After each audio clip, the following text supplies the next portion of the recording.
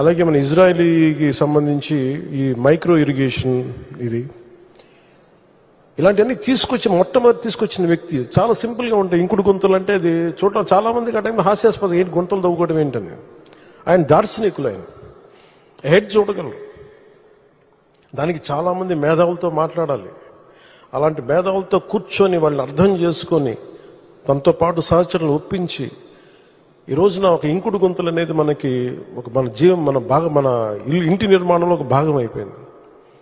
ఇలాంటి ఎన్ని తీసుకున్నా, చిన్నది పెద్దది ఎన్ని తీసుకున్నా అనునిత్యం నన్ను ఆశ్చర్యపరుస్తూనే ఉంటారు ఆయన. ఎప్పుడు చూసినా నాకు ఒకటి అనిపిస్తే, ఈ నుంచి ఎంత నేర్చుకోగలం మనం, ఎంత ఆయనకి పక్కన ఉండి చేదోడు వాదోడుగా ఉండగలం. నాకు ఇదే తలంపు ఉంటుంది. అలాంటి పెన్షన్లు కూడా ఎలా పెంచగలం అంటే, మనం పెంచుతో నాకు ఒక అవగాహన ఉందని. అది అడ్మినిస్ట్రేషన్లో కాకలు తేలిపోయి మునిగి తేలిన వ్యక్తికి అర్థమవుతుంది. మంచి మనసు ఉండొచ్చు, చెయ్యాలన్న తపన ఉండొచ్చేమో, కానీ దానికి తగ్గ అవసరమైన ప్రతిభ లేనప్పుడు, అనుభవం లేనప్పుడు, మనుషుల్ని కలుపుకెళ్ళగలిగే సమర్థత లేనప్పుడు అది ఎవరి వల్ల కష్టం అవుతుంది. అలాంటిది ఆయన అద్భుతంగా 4,000 ఇవ్వడం ఒకటైతే, మొదటి నెల ఒక్కొక్కరికి 7,000 చొప్పున ఒకటే రోజున 65.18 లక్షల మందికి, అది కూడా ఇంటింటికి వెళ్ళి 4,408 కోట్ల రూపాయలని పంపిణీ చేపట్టడం, చేతికి డబ్బులు ఇవ్వడం, దేశంలోనే సంక్షేమంలో ఇది ఒక తిరుగులేని చరిత్ర. మనస్ఫూర్తిగా గౌరవ ముఖ్యమంత్రి గారికి ధన్యవాదాలు తెలుపుతున్నాను. గత ప్రభుత్వంలో ఉద్యోగులకు జీతాలు వచ్చాయి, నెలకి జీతాలు వచ్చాయి కాదు. వాళ్ళు పీడిఎఫ్ వాళ్ళ ప్రావిడెంట్ ఫండ్ డబ్బులు కూడా తీసుకోవాలి. అలాంటిది వాళ్ళకి మొదటి నెలకి 1వ తారీఖుని ఉద్యోగాల జీతాలు అందుతున్నాయి. 1674.47 లక్షల కోట్ల ధాన్యాన్ని కొనుగోలు, ఆ బకాయిల్ని చెల్లించి అన్నం పెట్టి అన్నదాతని ఆదుకున్నారు. స్థానిక సంస్థలకి, పంచాయతీ సంస్థలకి అసలు డబ్బులు లేవు.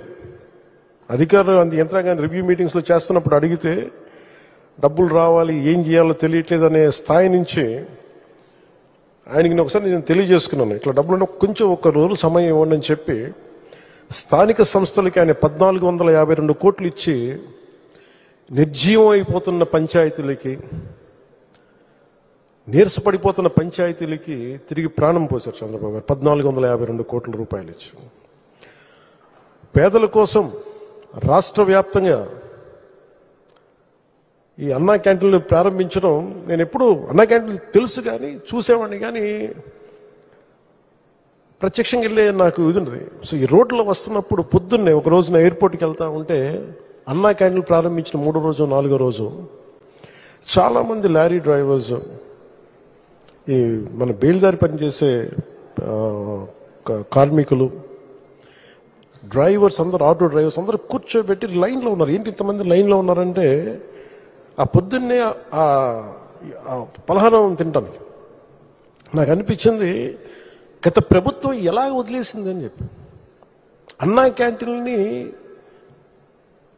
ఆయన ఎన్టీ రామారావు గారి పేరు మీద అన్నా క్యాంటీన్ ఎలా మూసేయాలనిపించింది. 10 మందికి అన్నం పెట్టేది, అది 10 మంది ఆకలి తీర్చేది, ఎలా తీసేసారు నాకు అర్థం కాదు. అలాంటిది అంతమంది లైన్లో ఉండి నిలబడి చూస్తూ ఉంటే నా కడుపు తరుక్కుపోయింది.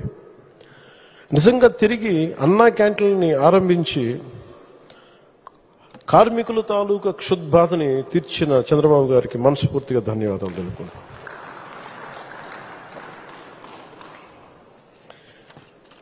ఒకసారి నేను పార్టీ ఆఫీస్లో ఉన్నప్పుడు, ఒక 9 నెలల క్రితం, కృష్ణా జిల్లా, గుంటూరు, అన్ని జిల్లాల నుంచి లాయర్లు వచ్చారు, హైకోర్టు లాయర్స్ అందరూ వచ్చి, ఈ ల్యాండ్ టైటిలింగ్ యాక్ట్ని మీరు ఇబ్బంది ఉంది, మీకు తెలియట్లేదు, దీని తాలూకు డేంజర్, మీరు ఎందుకు ఎవరో మాట్లాడట్లేదని. మేము మాట్లాడామంటే సరిపోవట్లేదని చెప్పి ఒక సెషన్ పెట్టారు వాళ్ళు పూర్తిగా. 24-25 ఆర్థిక సంవత్సరానికి రాష్ట్రీయ గ్రామ స్వరాజ్ అభియాన్ కింద వాళ్ళ వార్షిక కార్యాచరణ ప్రణాళికను ఆంధ్రప్రదేశ్ రాష్ట్రానికి 215.80 కోట్ల బడ్జెట్తో కేంద్ర ప్రభుత్వం ఆమోదం పొందడమైంది. తద్వారా ఆంధ్రప్రదేశ్లో సుమారు 1,00,000కు పైగా స్థానిక సంస్థలకు, ప్రతినిధులకు, ఉద్యోగులకు శిక్షణా కార్యక్రమాలు నిర్వహించడం జరుగుతుంది. గ్రామ పంచాయతీలకు ఆదాయ వనరులు అభివృద్ధి చేయడం కొరకు వినూత్న కార్యకలాపాలకై ప్రత్యేక దృష్టి సారించడం, తద్వారా ఆర్థికంగా స్వయం సమృద్ధి పొందేలా ఆర్జీఎస్ఏ ప్రణాళికని రూపొందించాం. రాష్ట్ర ప్రతిపాదన 40 కోట్లను సిఇసి ఆమోదించింది. 500 కంప్యూటర్లు, ఉపకరణాలు కొనుగోలు చేయడం, రాష్ట్ర స్థాయిలో ఒక స్టూడియోని ఏర్పాటు చేయడం, మరి జిల్లా లెర్నింగ్ ఫెసిలిటీని కూడా ఏర్పాటు చేయడం వంటి రాష్ట్ర ప్రతిపాదనలను మన నరేంద్ర మోదీ గారి నాయకత్వంలో కేంద్ర ప్రభుత్వం ఆమోదించింది. అలాగే ఉపాధి హామీ పథకంతో మే 20 తేదీ నుండి పెండింగ్లో ఉన్న కూలీల వేతనాలను గత ప్రభుత్వం ఇవ్వకపోతే వాళ్ళ పెండింగ్లో ఉంచిన వేతనాలని 2,081 కోట్ల రూపాయలని మన చంద్రబాబు గారి నాయకత్వంలో కూటమి ప్రభుత్వం రాగానే 2,081 కోట్ల రూపాయలని చెల్లించడం. గత ముఖ్యమంత్రి మాట్లాడతారు కదా, మేము కూర్చోబెట్టి క్లాస్ వార్ అని మాట్లాడతారు. క్లాస్ వార్ అంటే ఒక కష్టపడేవాడి శ్రమను దోచుకోవడం. ఈ నరేగా పథకం కింద, ఉపాధి హామీ పథకం కింద కూలీలు వేతనాలని ఇవ్వకుండా 2,081 కోట్లని ఇవ్వకుండా, కష్టపడ్డ తర్వాత ఇవ్వకుండా అంటే మరి అది వాళ్ళు మాట్లాడతారు క్లాస్ వార్ గురించి. క్లాస్ వార్ మనం ఏం మాట్లాడాలి, మనం ఎంత నిలబడ్డామంటే భుజాల మీద మోసాం. అందుకనే చంద్రబాబు గారి నాయకత్వం 2,081 కోట్ల రూపాయలని వెంటనే ఈ ఉపాధి హామీ పథకం కోసం కూలీల వేతనాలు చెల్లించడం అయింది. ఆగస్టు 23వ తారీఖు రాష్ట్ర వ్యాప్తంగా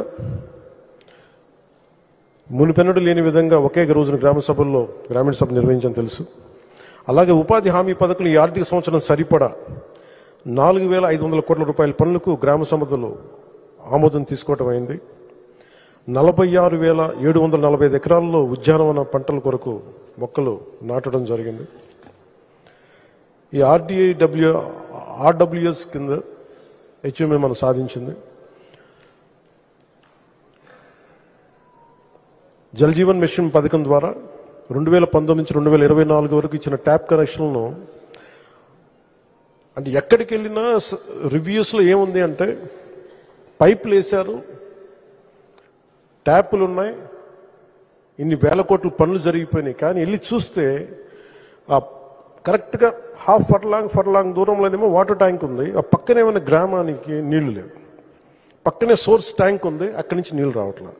పైపులన్నీ వేస్తున్నాయి. ఏమని అడిగితే సమాధానం లేదు ఎవరి దగ్గర.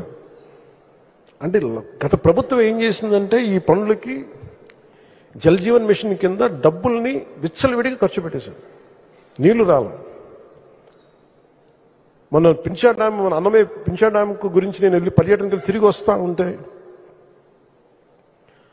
ఒక 10 మంది నివసించే ఒక దళిత కాలనీలో ఒక పెద్ద ఆవిడ వచ్చి నా దగ్గరకు వచ్చి ఏడుస్తాను, ఆపింది బండి. ఏమ్మా ఏంటంటే నీళ్ళు లేవయ్యా, కొంచెం నీళ్ళు ఇప్పించాను మాట్లాడుతుంటే నాకు ఏడుపు వచ్చేసింది ఆవిడని చూస్తే.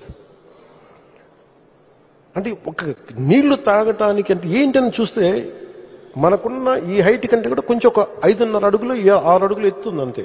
10 కుటుంబాలు ఉంటాయి, దాన్ని ఎవరు పట్టించుకోరు.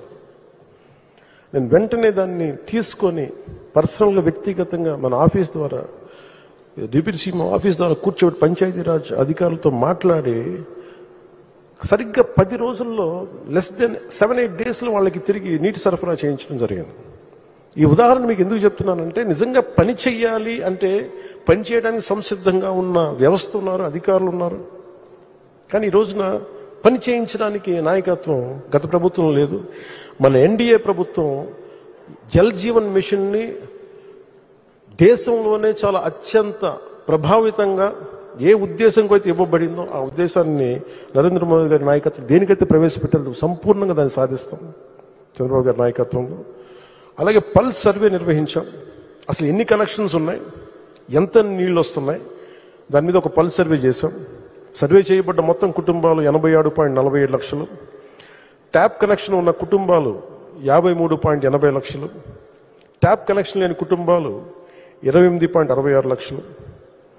ఇవన్నీ కూర్చోబెట్టి అసలు ఏ పనులు పనిచేస్తామని చెప్పి టోటల్ కొత్త యాప్ని ఒకటి డిజైన్ చేశాం. ఇప్పుడు ఆపరేషన్ లేకుండానే మోకాళ్లకు ప్లాస్మా ట్రీట్మెంట్. మీ ఆర్థోపెడిక్ సమస్యలన్నిటికీ రోబోటిక్ టెక్నాలజీ ద్వారా తక్కువ ఖర్చుతో శాశ్వత పరిష్కారం. Free consultation. ప్రతి ట్రీట్మెంట్ పై 20% డిస్కౌంట్. ఈ ఆఫర్ కొద్ది రోజులు మాత్రమే. త్వరపడండి. V9 hospitals 9281465842.